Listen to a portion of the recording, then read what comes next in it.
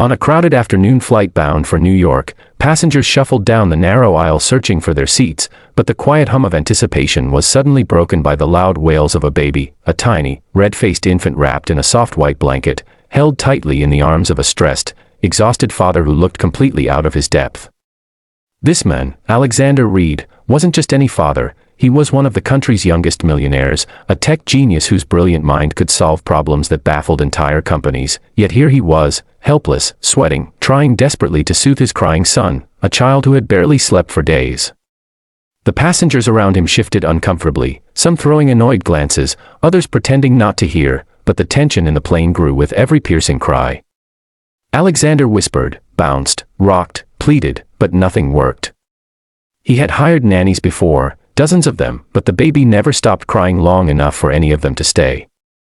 And now, without a nanny, traveling alone, the pressure on him mounted until his eyes filled with panic. Across the aisle, a young woman named Laura Harris, a single mother traveling with her own sleeping toddler, watched Alexander with a mixture of empathy and concern. She had seen that look before, in the mirror, many nights, when her daughter was still a newborn. Laura had no idea who Alexander was. She didn't know he owned several companies or that newspapers called him the golden mind of Silicon Valley. To her, he was simply a parent in trouble. She unbuckled her belt slightly, leaning toward him. "Do you need help?" she asked gently. Alexander blinked, surprised, embarrassed. I don't know what else to do. He hasn't stopped crying in hours." Laura nodded, recognizing the kind of exhaustion that pulled at a person's bones. She reached out her arms in a silent offer, and Alexander hesitated, unsure if he should let a stranger hold his baby, but desperation overcame fear. Carefully, he handed the wailing infant to her. Laura didn't do anything dramatic or magical. She simply held the baby close, steady, warm, and calm, the way only someone who understood the daily storm of parenting could. She hummed softly, rocking with a gentle rhythm, swaying like she'd done 1,000 times before.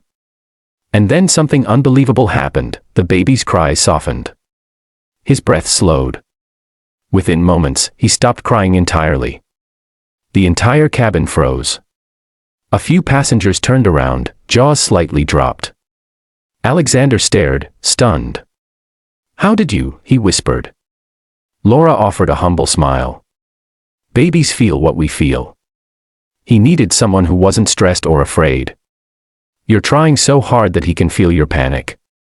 Alexander sank into his seat, covering his face, overwhelmed not by embarrassment this time, but by pure relief. "Thank you," he whispered. "I don't know what I would have done." Laura continued humming while Alexander watched his son sleeping peacefully for the first time in what felt like forever. After a few minutes, she carefully handed the baby back, teaching Alexander how to hold him against his chest, how to breathe slowly, how to relax his shoulders so the baby would feel safe. They talked quietly as the flight continued, Alexander admitting how lost he felt as a single father, Laura admitting how difficult it had been raising her daughter alone after her partner left. There was no romance in their conversation, just two tired parents sharing their faults, fears, and small victories. Alexander confessed he had grown up wealthy, shielded from hardship, and now felt unprepared for real life. "Money fixes everything, except this," he said, motioning to his son. Laura laughed softly. "Parenting isn't something money fixes. It's something you learn by showing up every single day." As the plane flew above the clouds, something shifted inside Alexander. For years, he had been surrounded by people who treated him like a genius, a boss, a millionaire, never as someone who didn't know what he was doing. Laura, without judgment, had taught him more in 1 hour than any expert he hired. When the plane landed, Alexander expected Laura to disappear into the crowd, just another passing moment of kindness he would remember for the rest of his life. But fate had other plans. As they stepped off the plane, Alexander's assistant rushed toward him. "Sir, reporters are outside, your location leaked. We need to move quickly." Alexander winced. Cameras were the last thing he wanted around his baby. Laura stepped back, realizing he was someone important. She tightened her grip on her daughter's hand, ready to walk away. But before she could, Alexander turned to her with earnest eyes. "You helped my son when nobody else could. I don't want this moment to end with just thank you." Let me do something for you. Laura shook her head immediately. You don't owe me anything. It was just a mother helping another parent. But Alexander wasn't satisfied. Please, he insisted. You don't understand, people help me for my money. You helped me because you cared. He asked for her number, not romantically, but because he genuinely wanted to stay connected, to learn how to be a better parent. Laura hesitated, then finally agreed. Over the next few weeks, Alexander reached out often, not with extravagance, but with simple questions. How do you tell if a baby is overstimulated? What do you do when he refuses to sleep? How do you stay calm when nothing works? Laura's guidance became invaluable, her kindness a constant reminder that even the wealthy sometimes needed help. One day, after many conversations, Alexander said something she never expected. Laura, you helped my son on that plane, but you helped me too. I want to create something that helps parents like us, tired, overwhelmed, scared. I want you to be part of it. Laura thought he was joking, but he wasn't.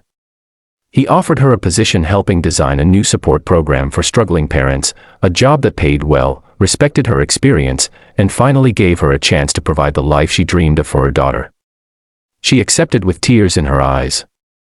And as the project grew, so did their bond, not romantic, but strong, respectful, and life-changing. Their story became proof that kindness creates opportunities money never could. And as Alexander stood beside Laura months later, speaking at the launch event for their new parenting initiative, he said the words that had echoed in his heart since the flight: "It took a single mother to teach a millionaire what love looks like." If you enjoyed this story and want more emotional, powerful tales that inspire kindness and hope, make sure to subscribe to the channel, because your support helps us continue creating stories that touch hearts and change lives.